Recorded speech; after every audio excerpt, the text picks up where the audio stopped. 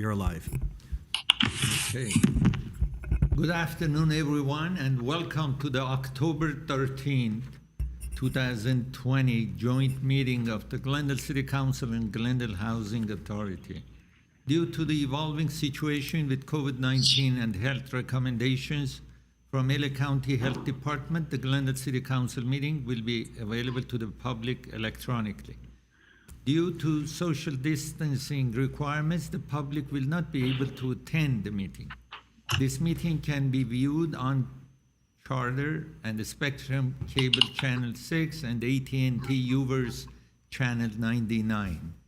You may also stream online through our website, www.glendaleca.gov, by scrolling all the way to the bottom of the webpage and selecting live streaming, which is the third icon from the left. For public comments and questions during the meeting, call 818-937-8100, which is on the screen. Please don't call in advance of the agenda item. May I have roll call, please? For council would be Councilmember Brotman. Here. Devine. Here. Kasakian. Here. Najarian. Here. Mayor Agajanian. Present. And for Housing Authority, please, roll call. Authority Member Agajanian. Present. Brotman. Here. Kasakian. Here. Najarian. Here. Parazian. Here. And Chair Devine. Here. Thank you. Okay, thank you. Before I guess I go. The agenda for the Tuesday, October 13, 2020 joint public meeting of the City Council and the Housing Authority was posted on Thursday, October 8, 2020 on the bulletin board outside City Hall. Thank you. Now, before I go to the next item, I would like to postpone item number 1, which is community development, discussion and direction of consideration of establishment of landlord-tenant commission. I would like to postpone it because there is an item on the November 3rd ballot.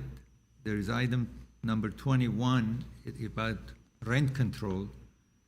And so maybe we postpone this to a later date if there is no objection. So we go to the next item, please. Next item is community development regarding approval of appropriate second round of funds from the U.S. Department of Housing and Urban Development under the Coronavirus Aid, Relief, and Economic Security Act in the amount of $384,357, established 4 new Section 8 landlord incentive programs, and amend the professional service agreement with Emphasis Software to increase the contract amount by $140,039 for a new not-to-exceed contract of $324,007 for service associated with the new participant portal. A, Housing Authority resolution of appropriation in the amount of $384,357 in the funds from the U.S. Department of Housing and Urban Development under the Coronavirus Aid, Relief, and Economic Security Act, Round 2. B would be Housing Authority motion to establish 4 new Section 8 landlord incentive programs. And C would be City Council motion to approve an amendment to the professional service agreement with Emphasis Software to increase the contract amount by $140,039 for a new not-to-exceed contract of $324,007 for services associated with a new participant portal. Interim City Manager, Mr. Rubik Kolanian. Yes, thank you. Good afternoon, Mr. Mayor, members of City Council, Madam Chair, members of the Housing Authority. I'm going to turn it over to Peter Zovak, our Assistant Director of Community Development, for a presentation of this item. Mr. Peter Zovak. Good afternoon, Mr. Mayor, Madam Chair, members of the City Council and Housing Authority. As the City Clerk had mentioned, staff is requesting approval to appropriate a second round of funds from the U.S. Department of Housing and Urban Development under the Coronavirus Aid, Relief, and Economic Security Act, otherwise known as the CARES Act. This CARES Act award of funding is specifically regarding the operation of the Section 8 program. The amount being allocated to the City of Glendale and the Glendale Housing Authority is $384,357.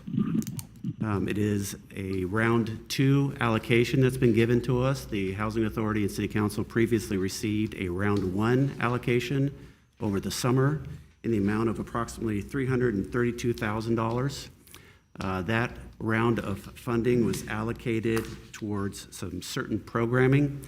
And just as a matter of record, the funding being allocated can only be used for the Section 8 program, and in the Section 8 program can only be used for administrative costs.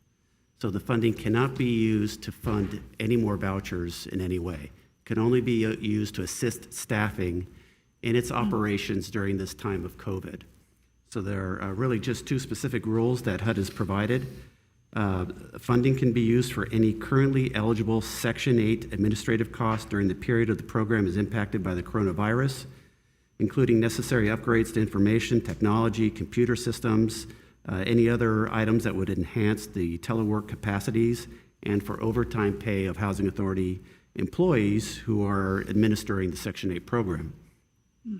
The other eligible item under this category is that it could be used to fund new coronavirus-related activities, including activities to support or maintain the health and safety of the assisted individuals and families, and costs related to the retention and support of participating owners.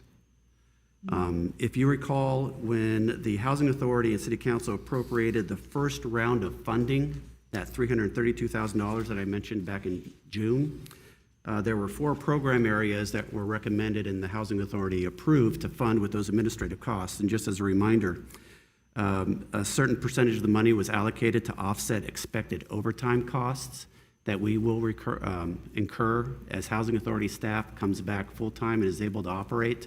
There are a lot of functions that have been placed on hold. Once we do come back, HUD has instructed us that those functions and that work have to be completed. So we expect some overtime when staff does come back to full-time active duty within the office. And some of that money was allocated towards those expected overtime costs. Another category is that, and we recently at our last meeting provided an update to the Housing Authority on this, is that the Housing Authority elected to fund the purchase of coronavirus care packages to all the Section 8 participants. And as we updated you last week, we are in the process of assembling and distributing those care packages out to the Section 8 participants and the landlords. We've also received approval to provide some mitigation measures in the office in terms of some of the furniture settings for both the clients that come into the office and staff with regards to improving safety during this time of COVID. And we also allocated some funding towards the purchase of new computer equipment that will allow staff to be able to operate more efficiently as they're telecommuting and teleworking. With this particular, knowing that those functions were funded with round one. Excuse me. Yes. You said 4 items. The fourth was the computer? You mentioned 4. Correct. The fourth is computer. Correct. Okay, thank you. So we had overtime costs, we had the coronavirus care packages, we had some mitigation measures within the office and the furniture, and then we had computer-related equipment specifically for staff. And when I say that, I'm talking about in terms of laptops that they'd be able to take home and operate and have it communicate with HUD and the systems. Thank you. So knowing that those 4 categories were funded with round 1 money, the challenge was to identify potential activities to fund with round 2 money. And staff is proposing that approval to fund 2 functions with round 2 money. And those 2 functions is that, if you recall, during the budget study session, the City Council requested that staff come back and present some ideas and concepts on programs that could be implemented that would provide incentives to landlords to participate in the Section 8 program.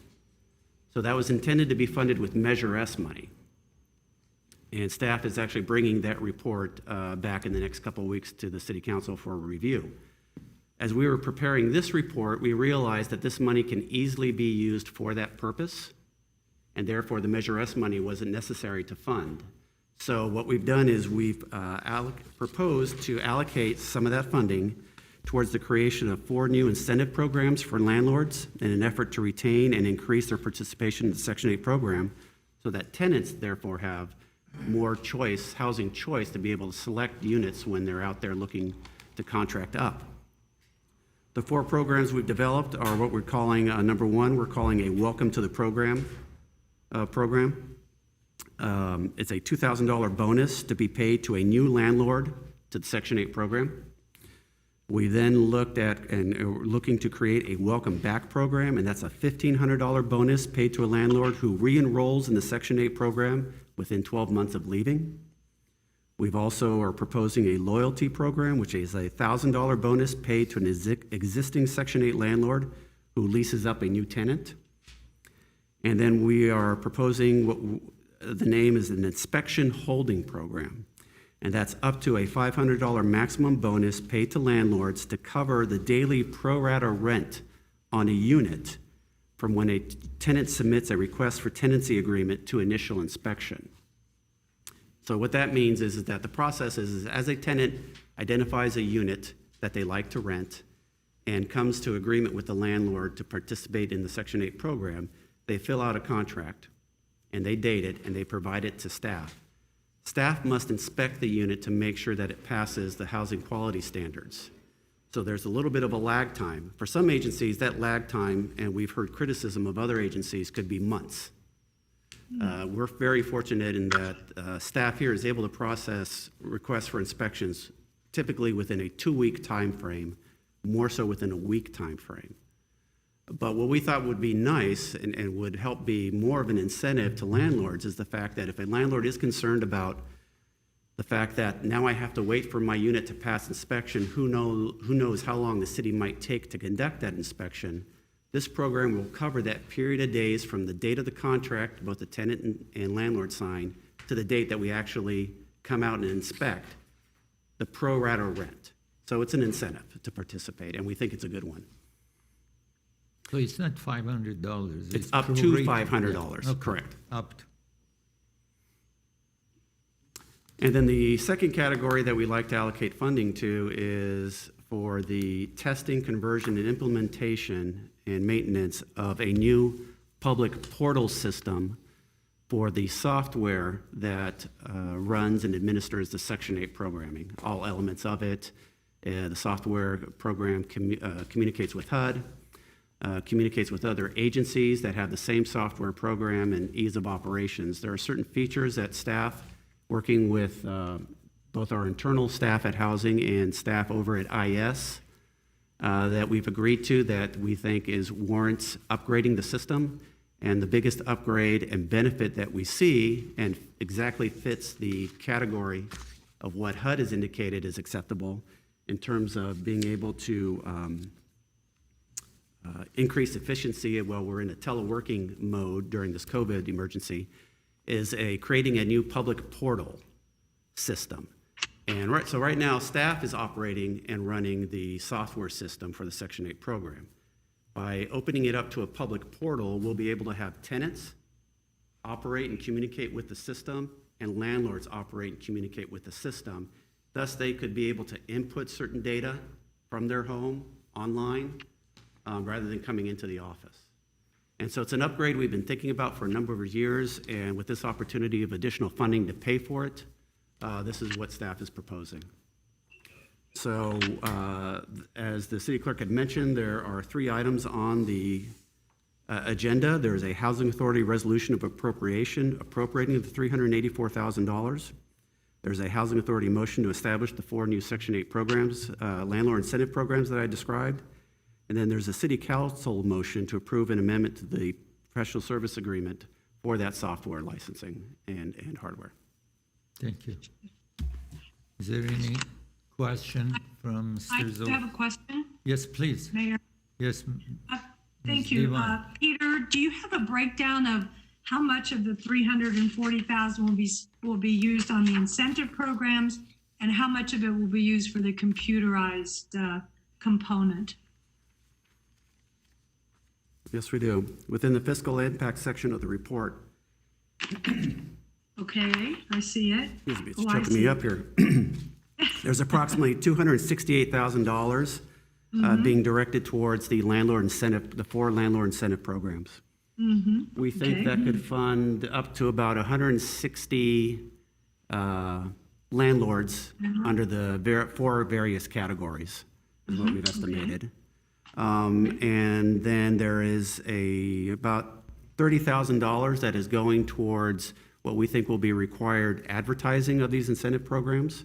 We intend to do mailings to all landlords in Glendale that currently are not on the program, announcing these incentive programs for them, explaining to them and introducing them to the Section 8 program. And then there will be other mailings that we'll have to do to some of the existing landlords on the program to let them know of the incentives that they could take advantage of. So we do want to get the word out there, and that's why there's some money slated for graphics, printing, mailing, things of that nature. And then the contractual services component is the money that will be going towards the software upgrades. In round two money, there's $85,000 that was slotted for that. The cost of that is a little bit more. It's approximately $140,000. And I go back to the comments made by staff last week. With the coronavirus care packages, we had budgeted approximately $197,000 for that. We came in significantly under budget, just over $100,000. So we're moving that money over to help assist for the activities in round two, those savings. Okay, great. Well, just as a thought, I know how much our Section 8 landlords appreciate, the events that we've had, to thank them. So I'm glad that we are giving them a bonus, and we're incentivizing new landlords. And I hope that this works and that we get plenty. And of course, the computer, the technology will give better services to the tenants and the landlords. So I'm okay with this this item. Thank you. Any other comment? Mr. Bachman? Yeah, hi. Thanks, Peter and the rest of the staff for this report and coming up with these programs. You mentioned that you estimate that the 4 programs could cover about 160 individual landlords. How many roughly do we have, or if you may have the exact number, do we have currently under the Section 8 program? We have 1,159 landlords on the Section 8 program right now. Okay. And so these 160, I guess, new or in some cases existing landlords, how long do you think that the monies will last for us to run these programs? That's a good question, because the funding must be expended as dictated by HUD by around this time next year. So we would be looking to expend that money, all of it, as quickly as possible. Okay, so it's use it or lose it. Correct. I see. Okay, so that makes sense then, that we really push out the information. Okay. Yeah, we have to very quickly. That's great. And I wonder if you could just touch on something that we've talked about, which is where we are today in Glendale with our pool of Section 8 landlords, because I understand that we're in a better shape than some other agencies. That COVID has, I guess, brought some landlords in that have expressed interest because of the fact that this is guaranteed rental income for them. Where do you see us today compared to our neighbors, and how is, maybe you could just touch on how we think the COVID situation is impacting the programs? I would say that the Glendale Housing Authority has always had a very good relationship with their Section 8 landlords. There have been times where it's been challenging to have and obtain new landlords onto the program, and years where we've really had to rely on our existing portfolio of landlords to continue. But this is one of those years, and you mentioned it, and more so because of COVID, we've had an increase, and we've seen an increase in interest in the Section 8 program by a new host of landlords who are interested, and we feel primarily interested because of the fact that the Housing Authority and its clients during this time of COVID have not defaulted on any of their rental payments. And so word is out there on that, and I think landlords are truly interested, and maybe at the point where they realize that the security of the Section 8 program can outweigh a lot of other things that could happen, particularly as you look at what's been happening with COVID. And so we've seen increased interest in the volume of calls that we receive from those landlords. We are now trying to pair that increase by landlords, increase in interest by landlords, by pulling people off the Section 8 waiting list right now. And so we're going through the process of qualifying them. We've pulled about 150 off the waiting list, and they're going through qualifications. So we expect to have a group of people, not everyone will qualify, but a group of people issued vouchers and being instructed to go out and find a unit. And so we're hoping that the timing of those applicants receiving their vouchers, along with our advertising, will get them to be able to lease up much faster than what they've previously been able to lease up. Okay, thank you. Well, I think this is great, and I'm supportive. Thank you. Maybe I ask question. We have 1,159 vouchers that we are offering to our, how many vouchers? We have 1,159 landlords. How many vouchers?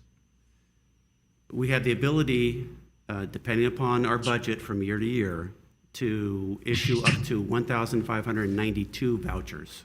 Okay. What happens with the vouchers which is transferred from other cities to Glendale? We also are required to receive any and all vouchers that transfer from other agencies into Glendale, and we operate those vouchers, and they're called portable vouchers, on behalf of the other agencies, and we have just over 1,300 of those as well. How many landlords? 1,300? That's part of 1,300 vouchers, portable vouchers. Right. The 1,300 households who are coming from other agencies with their Section 8 certificates So when you issued say, from other agencies. When you say we have 1,159 landlords, mean Both ours programs. and portable ones? Correct. Okay. So we are not differentiate between ours and the others. Everybody gets the same benefit that you have mentioned in here. Correct. All the landlords. Correct. All the Whether- landlords just assume every voucher is a Glendale voucher. Okay. Thank you. Thank you very much. Is there any other question? May I make a comment, please? Yes, please. Go May I ahead. make a comment? Yes, please. I wanted to thank Peter and his staff for the report, and I believe this is great program because, to me, not a lot of just the landlords were just giving just new renters, But this program, I believe, will involve a lot of just the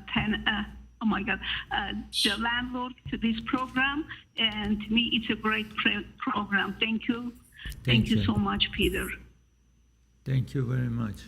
Thank you, Peter and the staff, and Mr. Filanzo. Thank you. Okay, if there is no question, maybe we go to the roll call, yeah? Mayor, may Yes. I? Yes, please. I will entertain a motion from Housing Authority for items 1 and 2. So moved. Is there a second? I'll second. Second. Then roll call for those 2 items. Authority Member Agajanian, Yes. Brotman, Yes. Kasakian, Yes. Najarian. Yes. Parazian, Yes. Chair Devine. Yes. Thank you. And I'll second that. Councilmember Brotman, Yes. Devine, Yes. Kasakian, Yes. Najarian. Yes. And Mayor Agajanian. Yes. Nice job. Okay. So now, what we have for next? Okay. Move to adjourn for council. Okay. Do I have a second?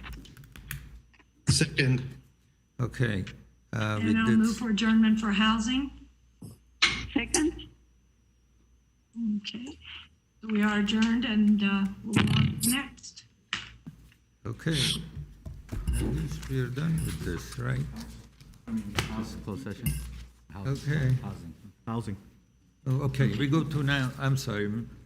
Housing. Devine for the housing. Okay. Alrighty, okay, I'm ready. Good afternoon, everyone. Welcome to the October 13th, 2020 meeting of the Glendale Housing Authority.